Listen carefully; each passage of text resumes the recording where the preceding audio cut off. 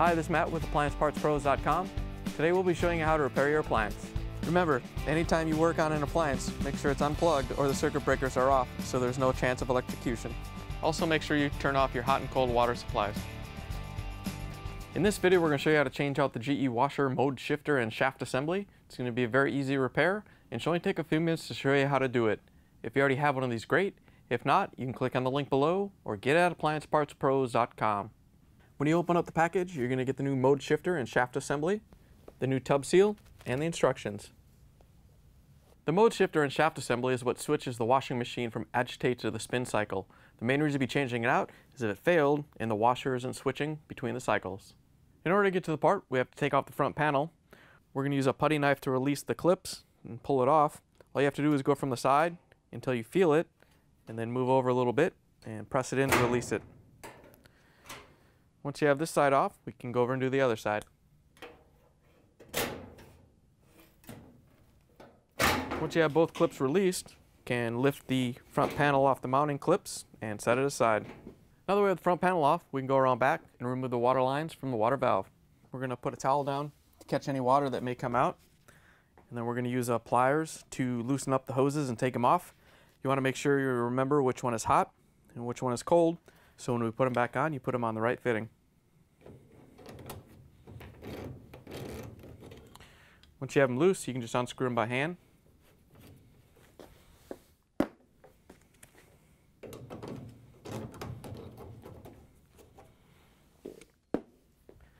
Now that we have the fill hoses disconnected, we can open up the console.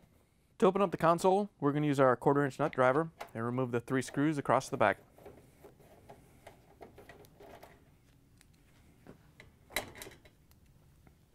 Now that we have the screws out, we can lift the console up a little bit so these 3 tabs release from the top. Once you have it off, we're just going to set it to the side so we can lift the top off. Now we can use the 1/4" nut driver to remove the 2 screws that holds the top to the cabinet.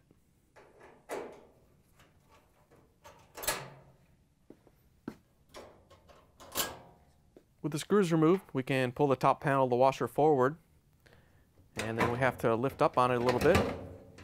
And over on this side, we have to go underneath and release the lid switch so we can take it off the top so we can lift it off. So we're just going to take a flathead screwdriver and reach underneath and release it. Once you have the tab released underneath, we can lift up the washer lid and lift the lid switch out. And then we have to turn it and feed it back underneath. Once you have it back underneath, we can close the washer lid and lift the top off and set it aside. Now that we have the top out of the way, we can take the console assembly apart and lay it aside. First thing we're going to do is set the console down and disconnect the air pressure hose. To get the pressure hose off, all you have to do is pull it off the fitting. Might be on there a little bit tight, so you can turn it to break it free and then pull it off and set it aside. Once you have the hose disconnected, then we can use the 1/4" nut driver to take out all the screws.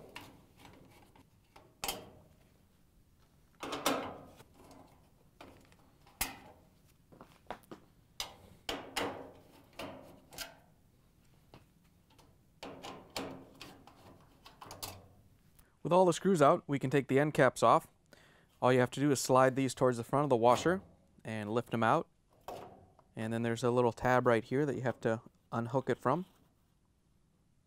And once you have that off, you can just set it aside.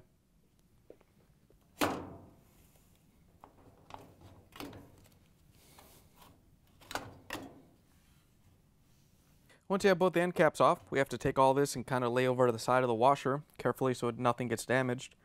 We're going to take this air pressure hose out first and just kind of set it off to the side. And then we can grab all this and lay it over to the side.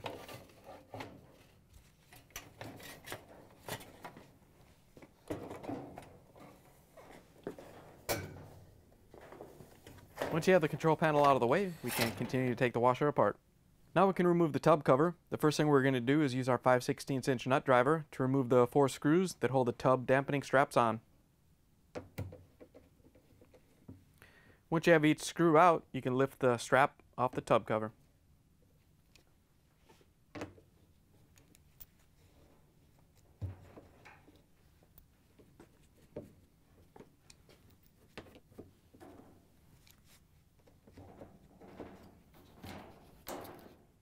take the tub cover off, there's some locking tabs that go all the way around the outer edge of it.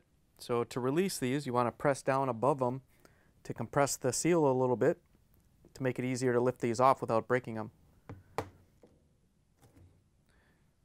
Once you have the first one off, then you can just go around the tub and do the rest.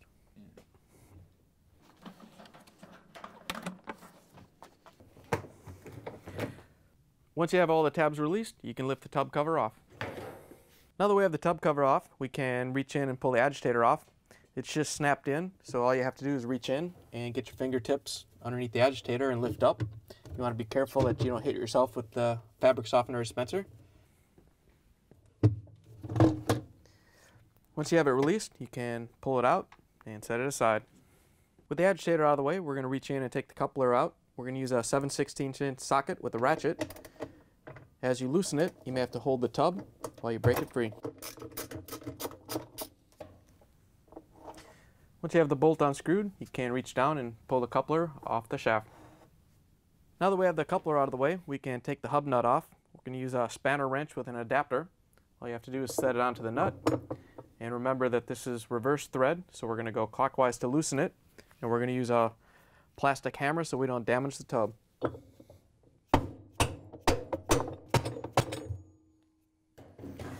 Once you have it broken free, you can just turn it by hand.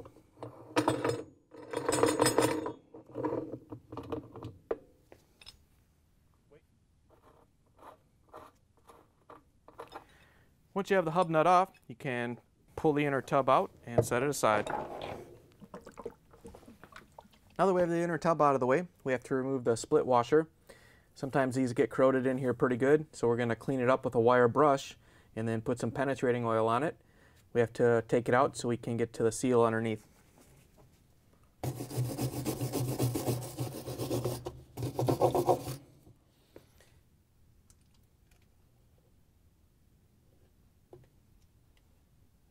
Once you have the penetrating oil on, we'll let it sit for a minute and soak in. Once you let the penetrating oil soak in, you want to see if you can lift up on the split washer. Sometimes they come up pretty easy, sometimes they're stuck on there pretty bad. If it's stuck on there pretty bad, you can take a little wedge or a chisel and kind of knock it here to spread this out apart a little bit. You don't want to break it, but just enough to break it free from all the gunk on the shaft. Once you have it free, you should be able to lift it up and pull it off.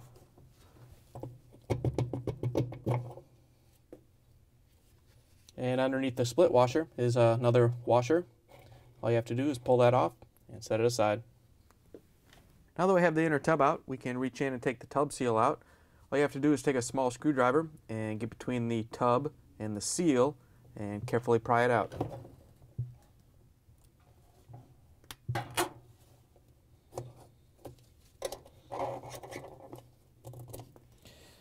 Once you have the old tub seal out, you want to clean this area up in here so it's ready to put the new one back in when we put the washer back together. With the seal out of the washer, we're back at the front of the machine. We're going to take everything off so we can get ready to pull it out. First, we're going to take off the air pressure hose, then the wiring harnesses from the motor, and the hose from the drain pump. To get the air pressure hose off, all you have to do is disconnect it from the tub right here. Just carefully pull it off and take it out of the clamp, and we'll leave the little clamp on the support rod. Now we can take the wire harnesses off the motor. There's two of them that we have to unplug. All you have to do is press the clips to release them and pull the wire harnesses off. Once you have them off, we're going to use a needle nose pliers to remove all the clips that hold it to the frame. So there's three of them. We're just going to release them and take them out of the motor in the mounting spaces.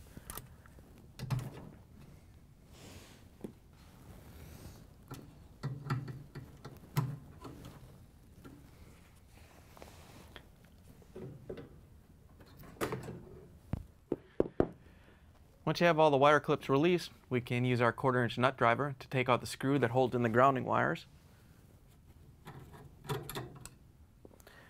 Once you have the grounding screw removed, you can take the wiring harness and get it out from behind the support rod.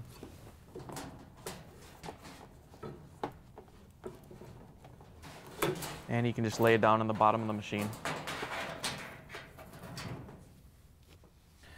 Now that we have all the wiring harness disconnected, we're going to take the drain hose off the pump. We're going to take it off the pump instead of the tub because it's easier to reach. All you have to do is reach back with the pliers and slide the clamp up so we can pull the hose off.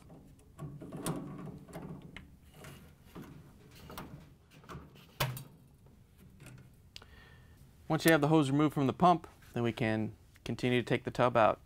Now we have to take the whole tub and motor assembly out of the washer. It's only held in by the support rods now. We're going to release those. You have to lift up on each corner as you do it, and we're going to use a broomstick to knock them out of the brackets. You don't have to use a broomstick on the front ones. We're going to show you how on the front ones, but you have to do it on the back ones for sure.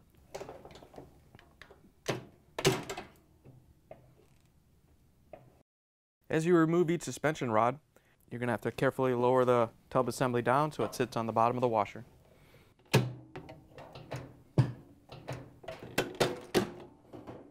Now that we have all 4 support rods off, we can take the tub assembly out of the washer. We're going to carefully tilt it forward, and then we're going to have to lift up on the back and pull it back a little bit. Then continue to tilt it down until it clears this bar.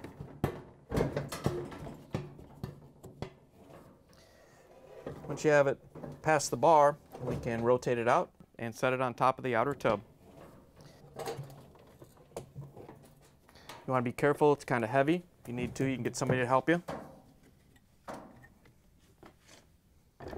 Now that we have the washer tub sitting on its top, we're going to have to remove a few things before we take the platform off.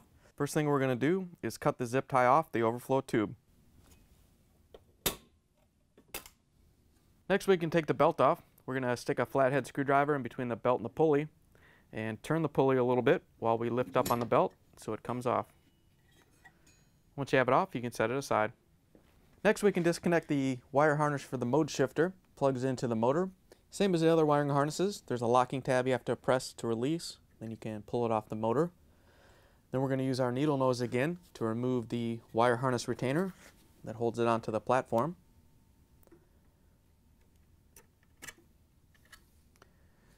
Now that we have the wiring harness off the platform, we can remove the large drive pulley. We're going to take a big flathead screwdriver and stick it through one of the holes here and turn the pulley so it holds it while we remove the nut. To get the nut off, it's a big 3/4 inch wrench we're going to use, and the nuts on there are pretty tight, so if you have to, hold the tub assembly while you're taking it off so it doesn't fall.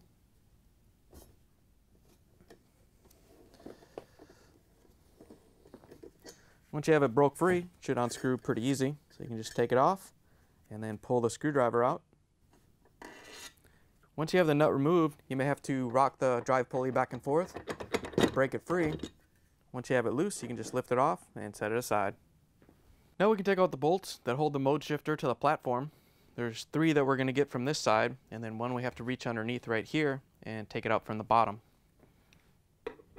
We're going to have to use a 3/8 inch socket with a ratchet to take them out.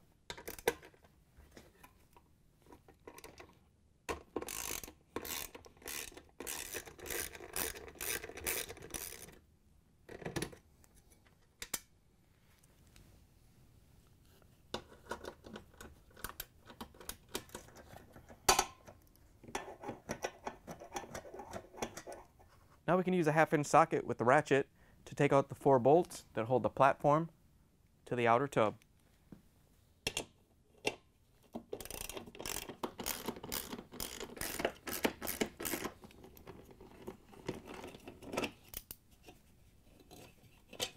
Now that we have the 4 bolts out, we can lift the platform out and set it aside.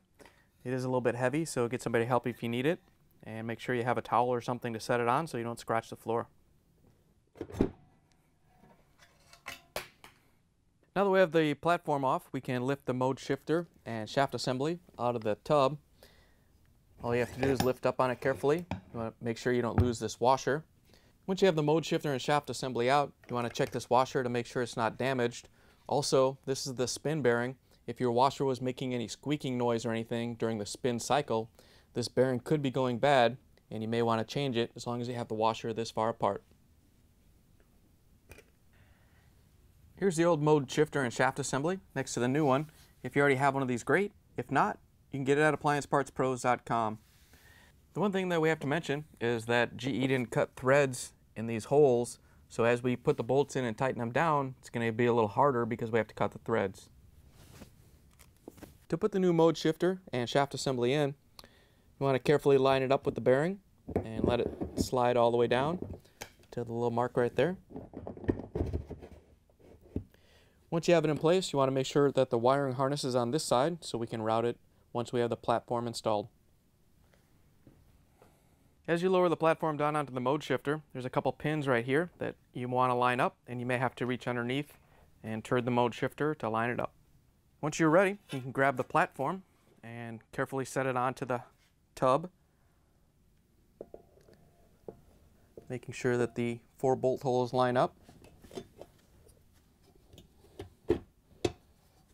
And reach underneath and spin it so the pins line up here and here. Once you have the platform back in place, we can use the 1/2-inch socket and ratchet to put the screws in.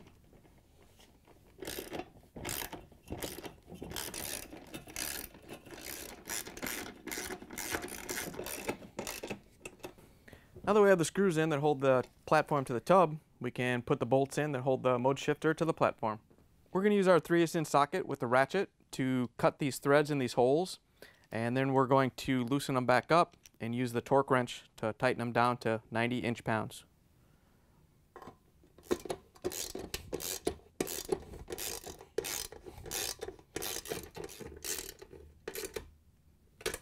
Now that we have the threads cut in these 3 holes, we're going to take these bolts and loosen them up.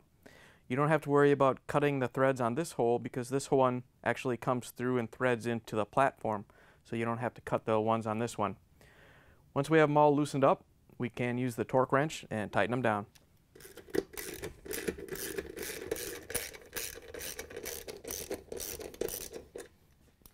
Now we can tighten down the bolts. We're going to use a torque wrench. We have it set to 90 inch-pounds. We're going to tighten these down and torque them to spec.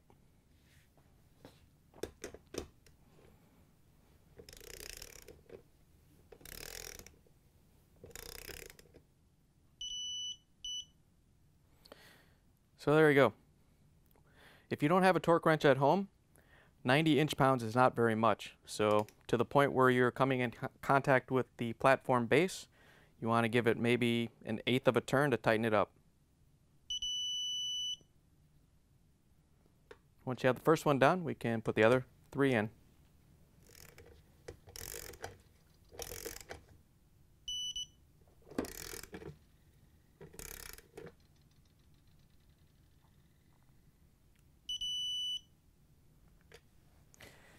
Now we can go underneath and put the one in from the bottom.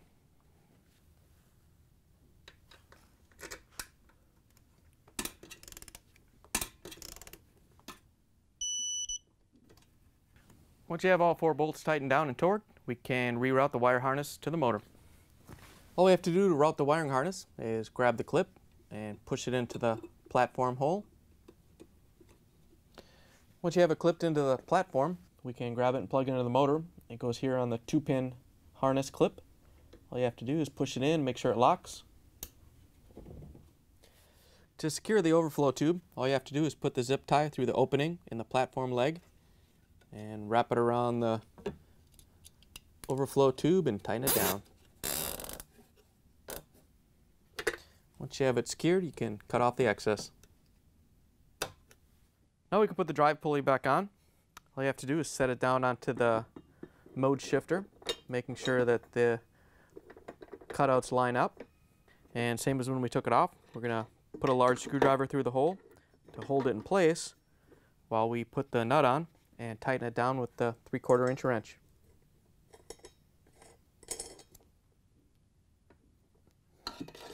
Now we can put the belt back around the pulleys. There's grooves that you have to match up on the belt and the pulley. Normally these belts are really tight to put on, and they actually make a special tool to go over this pulley when you're doing it inside the machine because the belts are on the bottom and it's kind of tight in there. Since we have this whole open area, we're not going to use the tool. We're just going to kind of stretch the belt around the pulleys, and like a bike chain, once you get to where it won't go any farther, we're just going to hold it and then spin the pulley to drive it all the way around.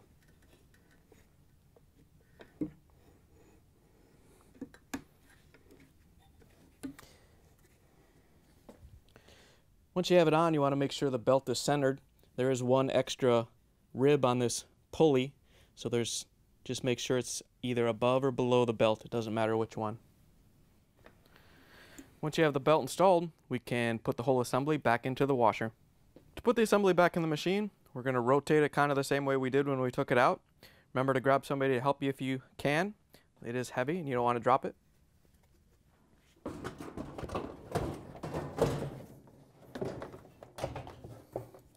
Once you have it back in the washer and centered it in place, we can go around and put the suspension rods back on. Just like when we took them off, we're going to have to lift the drum up and guide the suspension rod back into the opening. And if you have to, you can put that little spacer in there. The front and the backs are all done the same way, so we'll go around and put all four of them in.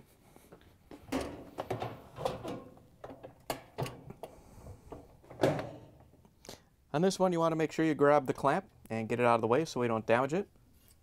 Once you have it out of the way, we can lift the tub up and put the support rod in.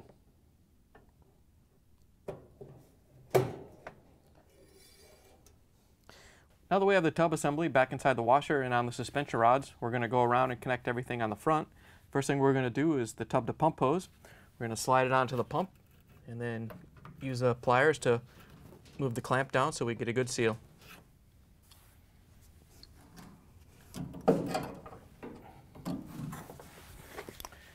Once you have it in place, we can grab the motor wiring harness and put it behind the suspension rod. Once you have the wiring harness behind the suspension rod, we can put the clips in. Remember, the first one was here, and the other one went down here by the grounding screw and the holder for the other wiring harness that we already put in.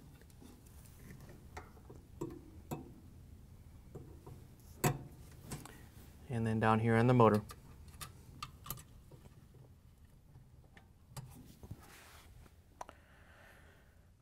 Once you have all the clips in, we can use our 1/4-inch nut driver and put the screw in that holds the grounding wire to the platform.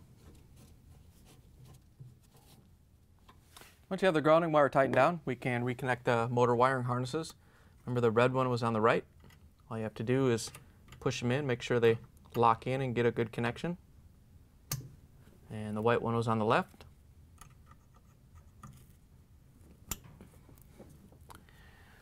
Now we can reconnect the air pressure hose for the water level switch. All you have to do is grab it and plug it onto the air dome on the side of the tub. You want to make sure it goes all the way down so you get a good seal. Once you have it in place, we're going to grab this clamp on the support rod and attach the hose with the clamp.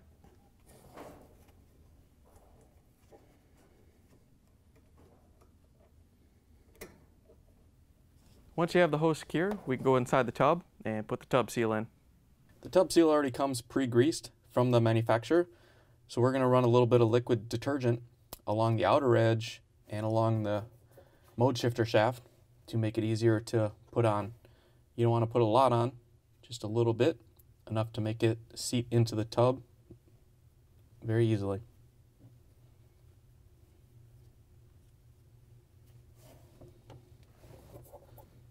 Once you have the mode shifter shaft soaked up, we can carefully push the tub seal down and seat it into the tub.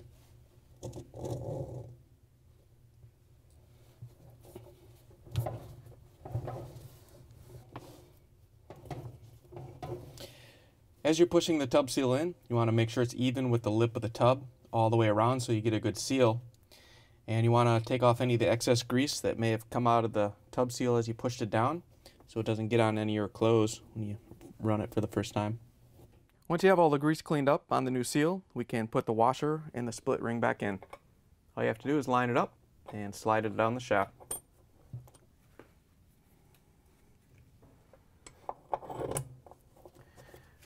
Now that you have the split ring installed, we can put the inner tub in. To put the inner tub on, all you have to do is line it up so the shaft comes through the center of the tub and set it down onto the split ring.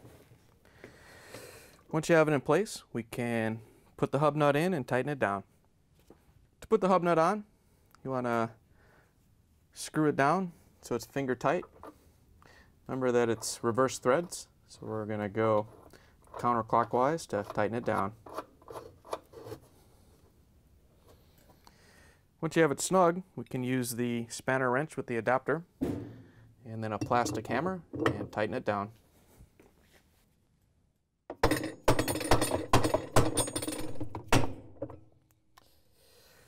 Once you have it tightened down, you can remove the spanner wrench and then we can put the agitator coupler back on.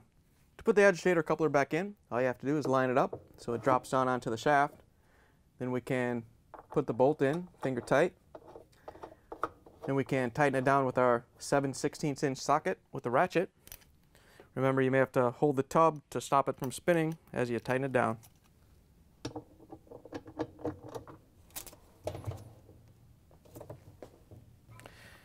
Once you have it tightened down, we can put the agitator back in and snap it in. To put the agitator in, all you have to do is line it up with the agitator coupler and push it all the way down so it snaps into place. Once you have it in, then we can put the tub cover back on. To put the tub cover back on, you want to line it up so the bleach cup is over in this corner and that all the tabs are on the outside of the tub. Once you have it in place, you can push down and snap all the locking tabs on.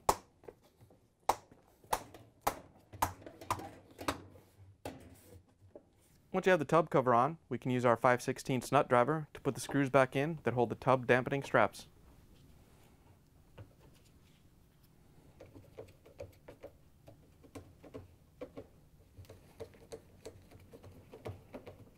Now that we have the straps reinstalled, we can put the console back together.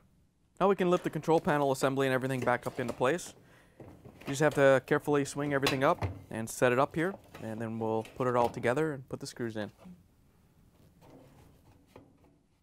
Once you have all the screw holes lined up, then we can put the end caps on and put all the screws back in. To put the end caps on, we're going to line up the locking tabs into the opening, and we have to lift this up so it goes on top. Once you have the tabs through, you can push back, and then we're going to lock this tab in, just like we had to release it when we took it out. Once you have the end cap in, we can use our 1/4" nut driver to put in the screws on this side.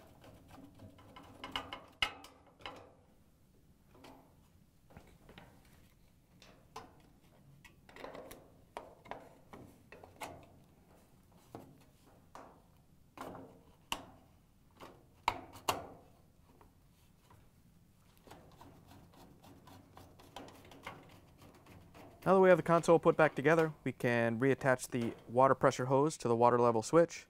All you have to do is grab it and feed it up through the opening. And then pull the control panel over so we can push it onto the switch. We want to make sure it goes on all the way so we get a good seal. Once you have that reattached, we can lift the console up and kind of set it up here out of the way so we can put the top back on.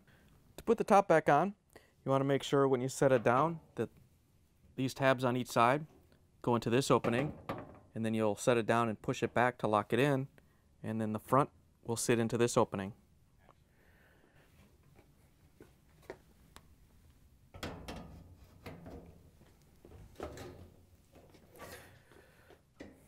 Once you have the tabs in, you can push back to lock it in place. We do have to put the lid switch on, so we're going to open up the lid and feed it through the opening. We're going to put the side with the wires in first, like this, and the locking tab is on this side, so we'll push it down and lock it into place. Once you have the lid switch in, we can use our 1/4" nut driver to secure the top to the cabinet.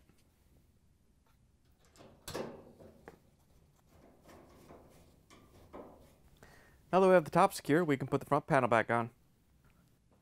To put the front panel on, all you have to do is set it on the 2 lower mounting tabs. Once you have it in place, you have to lift it up so the pins line up, and you can push it all the way closed and lock it in.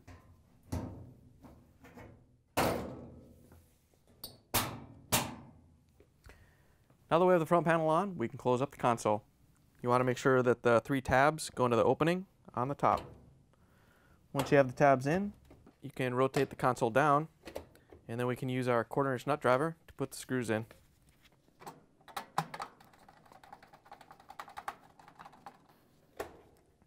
Now that we have the console put back together, we can reattach the water hoses. To reattach the hoses, you want to make sure you put the hot on the hot and the cold on the cold. And you want to start them with your hand to make sure you don't strip the water valve threads. It's only plastic. Once you have them hand tight, we can grab a pliers and tighten them down so we don't get any leaks.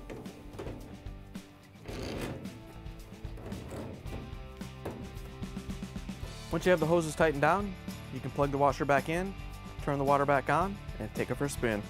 Thanks for joining us for another successful repair brought to you by AppliancePartsPros.com. Check out our other repair videos on our site, Facebook, and YouTube.